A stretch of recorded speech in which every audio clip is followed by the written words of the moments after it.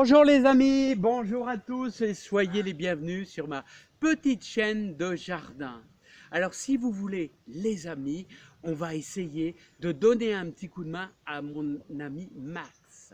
Alors Max, ici on est en présence de combien? Il y a environ 57 arbres fruitiers, donc il y en a beaucoup.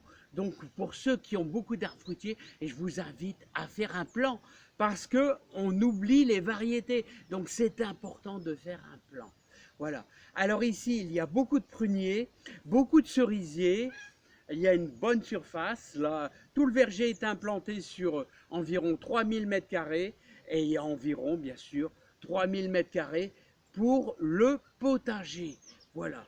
Donc, mon ami Max, tu m'as parlé des drageons. On va aller voir ensemble les drageons. Et qu'est-ce que c'est qu'un drageon? Voilà, donc je vais te faire voir un petit peu ce que produit le mirabellier, car tu m'as parlé du mirabellier, le voici. Alors, Mirabelle de Nancy. Alors, il me fait aussi des drageons. Toi, tu m'as dit qu'ils n'ont pas de racines. Eh bien, tu vois, je vais te faire voir un peu ce que c'est qu'un drageon.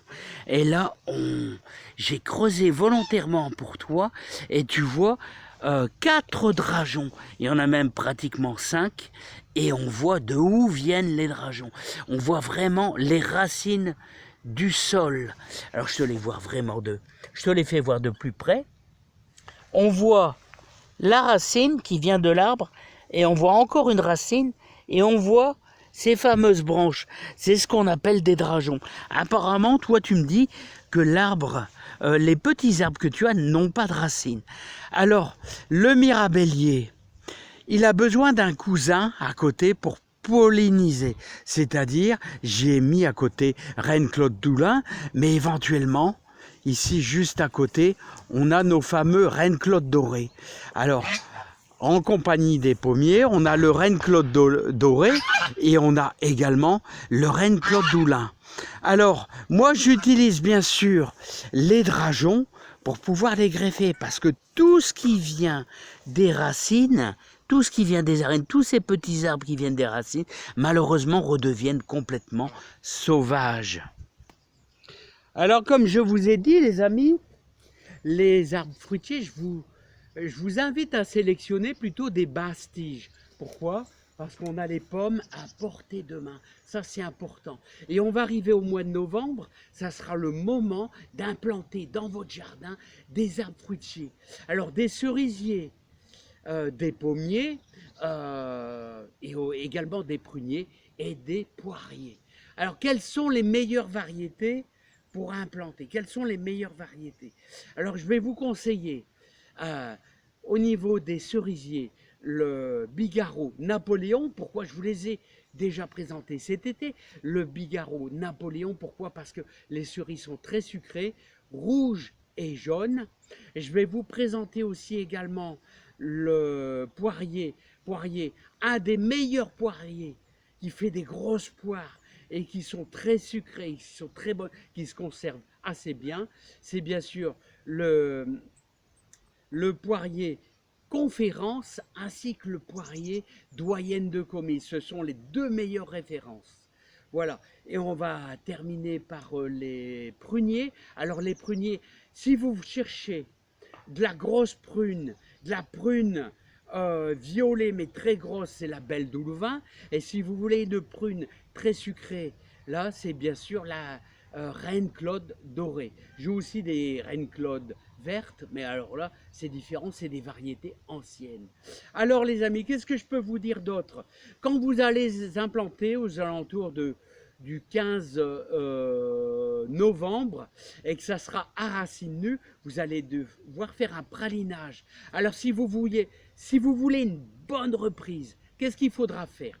Il faudra prendre votre brouette, il faudra prendre du compost, il faudra prendre du fumier, que vous mélangez le tout avec un petit peu de terre de votre jardin, et vous allez devoir impérativement praliner, c'est-à-dire mélanger dans votre brouette les racines de cette herbe pendant quelques heures, là, c'est-à-dire vous allez tremper vos racines pendant quelques heures, fumier, compost et un petit peu de terre dans une eau avec un petit peu d'eau, et que ça soit un petit peu boueux. Ça va permettre aux racines de se régénérer. Voilà. Et quand vous allez implanter ça dans votre trou, dans votre jardin, vous allez mélanger l'ensemble de votre pralinage avec votre terre. Vous allez bien tasser. C'est important de bien tasser pour chasser les bulles d'air. Voilà. Et pourquoi pas mettre un tuteur. Ah ouais, parce que si vous êtes dans un endroit où il y a beaucoup de vent, un petit tuteur qui va vous maintenir votre tronc, ça c'est indispensable aussi. Hein. Alors voilà les amis, donc n'oubliez pas, implantation au mois de novembre de vos petits fruitiers, petits arbres fruitiers basse tige. N'oubliez pas le pralinage, compost et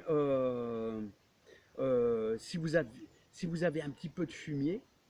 Alors fumier, vous pouvez prendre du fumier de cheval, commercial, qui sera bien pourri, mélangé avec un petit peu de terre de jardin. Vous balez le tout avec votre brouette et bien tassé avec un tuteur. Voilà, bah en tout cas, mon ami Max, je t'aurais fait voir. Alors, n'oublie pas que le Mirabelle de Nancy, apparemment, ce sont des noyaux qui ont germé et ils redeviennent bien sûr sauvages. Il va falloir certainement les greffer. Et n'oubliez pas que quand vous implantez un arbre fruitier, la greffe doit toujours, c'est-à-dire la boursouflure au-dessus des racines doit toujours être en surface et pas dans la terre. Voilà, mais ça, on aura peut-être l'occasion, si j'implante un arbre fruitier, de vous faire voir. Je vous ai déjà fait voir ça par le passé.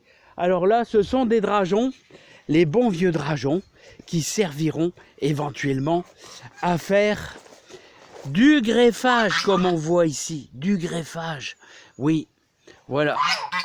Allez, à bientôt les amis. Je vous souhaite plein de bonheur et plein de joie dans votre jardin et bonne récolte de fruits. Ici, la pomme reine des vergers. Voilà. Au niveau des pommiers, j'ai oublié de vous préciser, Jonah Gold, une bonne référence aussi. Allez, à bientôt les amis. Bye bye.